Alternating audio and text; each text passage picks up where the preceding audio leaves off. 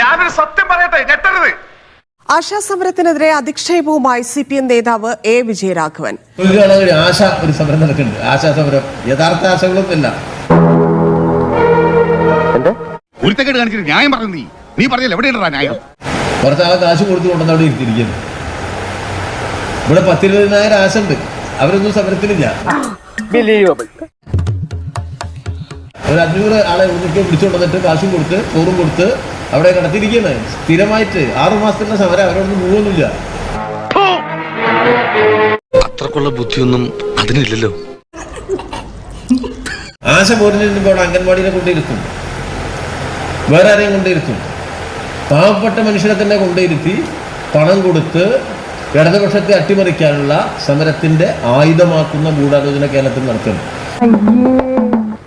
അടിപൊളി.